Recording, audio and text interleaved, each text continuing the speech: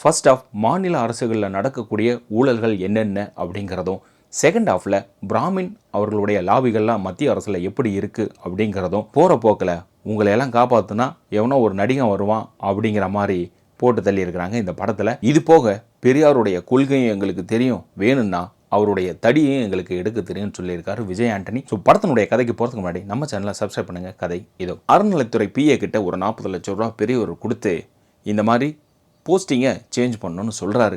அவர் வாங்கின காசை ஏப்பம் விட்டுட்டு ஒரு அதிகாரிகிட்ட இப்படி தான் பேசுவியா அப்படின்னு அந்த ஆளை கழுத்தை பிடிச்சி வெளியில் தள்ளுறாப்புல. ஒரு டீ கடையில் உட்காந்துக்கிட்டு தன்னோட புலம்பல்களை பேசிகிட்டு இருக்கிறப்ப அங்கே இருக்கக்கூடிய மாஸ்டர், நீ கிட்டுவை போய் பாரு, உனக்கு எல்லா வேலையும் நடக்கும் அப்படின்னு சொல்கிறாரு. காலையில் 11 மணிக்கு ஆரம்பிக்கிற இந்த சம்பவம் இரவு 11 மணிக்கு அதே 40 லட்சம் இந்த பெரியவரை தேடி வீட்டு வாசலுக்கு வந்து நிற்கிது. இந்த விஷயத்த ரொம்ப இன்ட்ரெஸ்டிங்காக பண்ணியிருக்காங்க இந்த இடத்துல. இதுதான் ஹீரோவுடைய இன்ட்ரொடக்ஷனும் கூட.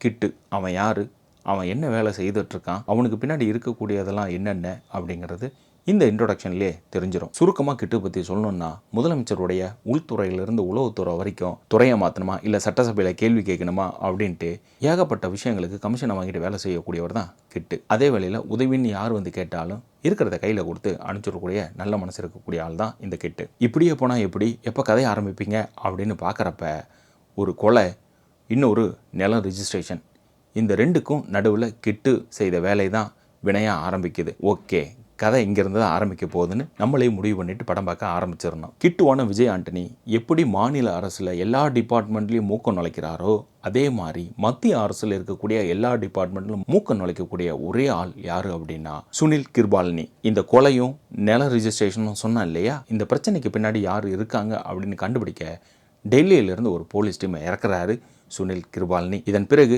என்ன நடக்க போகுது அப்படிங்கிறதான் படம். விஜய் ஆண்டனியோட 25வது படம். பொலிட்டிக்கல் த்ரில்லராக பண்ணியிருக்காரு. இவர் எப்பயும் போல் நடிக்காமல் அசால்ட்டாக வந்து நின்று பேசிட்டு சிரிச்சிட்டு சண்டை போட்டுட்டு போகிறாப்புல. சுனில் அவருடைய கேரக்டர் எடுத்துக்கிட்டோம்னா அழகாக இருக்கும். அந்த ஃப்ரேம், அந்த லுக்கு, அந்த ஸ்பீச்சு, அது வந்து கிங் மேக்கருக்கே உரியது அண்ட் பிஸ்னஸ் மேனுக்கே உரியது. இவருடைய முன்னோர்கள் எல்லாருமே பிரிட்டிஷுக்கே ஐடியா கொடுத்த ஒரு ஆள். டைரக்டர் ஆகட்டும், ப்ரொடியூசரான விஜய் ஆண்டனி ஆகட்டும், பிராமின் லாபிகளை நாங்கள் சுக்கு நூறு ஆக்குறோம் அப்படின்னு. செகண்ட் ஹாஃபில் பெரியாருடைய கொள்கை, அதே கட்டில் மேக்சிமம் பிராமினுடைய லாபிகளெல்லாம் மத்திய அரசில் எப்படி இருக்குது அப்படிங்கிறத அழகாக ப்ளே பண்ணியிருந்திருக்காங்க. நீங்கள் பெரியார் கொள்கை பேசுகிறது தப்பே கிடையாது, பெரியாருடைய தடி எடுத்து அடித்து விரட்டுறதும் தப்பு கிடையாது. படம் முழுக்க மத்திய அரசை கார்னர் பண்ணி எடுத்த மாதிரியே இருக்குங்கிறதான் பிரச்சனை. நீங்கள் சொல்ல வந்தது மாநில அரசில் இருக்கக்கூடிய ஊழல்களை பற்றி. அதை ஃபஸ்ட் ஹாஃபில் பாதி வரைக்கும் சொல்லிவிட்டு மேக்சிமம் அப்படியே டேக் ஓவர் டு த மத்திய அரசு. இது ஓர வஞ்சகமாக இருக்கிறதா பார்க்குறப்ப தோணுது. இதில் டைரக்டர் பேசக்கூடிய பருப்பு ஏன் விலை உயருது, தங்கம் ஏன் விலை உயருது, பவுடரில் கலந்த பால் ஏன் 38 ரூபாய்க்கு விற்கிது அப்படின்னு ஏகப்பட்ட நியாயமான கேள்விகள் எல்லாத்தையும் கேட்குறாப்புல. சுனில் ஒரு டைலாக் ஒன்று பேசுவார். இங்கே பாரு, நான் வந்ததுக்கப்புறமா 5 வருஷத்தில் சோத்துக்கு எவனும் ஆசைப்படவே கூடாது, அதாவது அருஞ்சுவைக்கு ஆசைப்படவே கூடாது.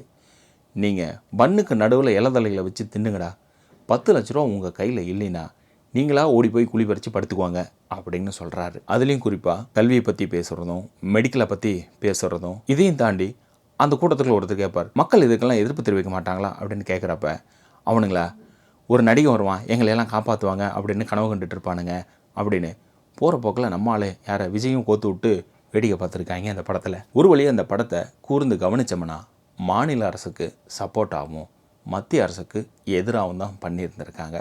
படத்தில் வரக்கூடிய கேரக்டர்கள் எல்லாமே லைவில் உப்பு இருக்கக்கூடிய கூர்ந்து கவனித்தா உங்களுக்கே தெரியும், அப்பட்டமாக அதை தான் பண்ணி வச்சுருந்துருக்காங்க. இது வெறும் படம் தானே அப்படின்னெல்லாம் கடந்து போக முடியாது. உள்குத்து சரியாக செஞ்சுருக்கார். இதுக்கான கான்ட்ரவர்சிக்கான கேள்வியும் பதிலும் விஜய் ஆண்டனியை துளைத்தெடுக்க போகுதுங்கிறத மட்டும் கூர்ந்து அரசியலை கவனிச்சிட்ருக்கிறவங்களுக்கு தெரிய வரும். இந்த படம் பார்த்து முடித்த உடனே இது இப்போ வர வேண்டிய படம் கிடையாது, 2026 சட்டசபை எலெக்ஷனுக்கு முன்னாடி வர வேண்டிய ஒரு படமாக இருந்திருந்தா ரொம்ப நல்லா இருந்திருக்கும் அப்படின்னு தோணுச்சு. எவ்வளோதான் சீர்திருத்தமான படங்கள் எடுத்தாலும் கேள்வி கேட்கணும் அப்படின்னு சொல்லி கொடுத்தாலும் நம்ம மக்கள்கிட்ட ஒரு குறையொன்று இருக்குது, ஞாபக மறதி. அதனால் அடுத்த வாரம் வெள்ளிக்கிழமை ஏதோ ஒரு படம் வந்ததுன்னா, பெரிய ஆர்டிஸ்ட் படம் வந்ததுன்னா அப்படியே மறந்துட்டு போயிடுவாங்க. இந்த படத்தில் சொல்கிற மாதிரி நடிகர் நடிகைகள் பஞ்சாயத்து அப்படின்ட்டு அதுக்குள்ளே கரைஞ்சிருவாங்க. இது எல்லாருக்கும் தெரிஞ்ச விஷயந்தான். ஸோ நம்ம சேனலில் மற்ற படங்கள் ரிவ்யூ இருக்குது பாருங்கள். மறக்காமல் சப்ஸ்கிரைப் பண்ணிட்டு மற்றவங்களுக்கும் ஷேர் பண்ணுங்கள்.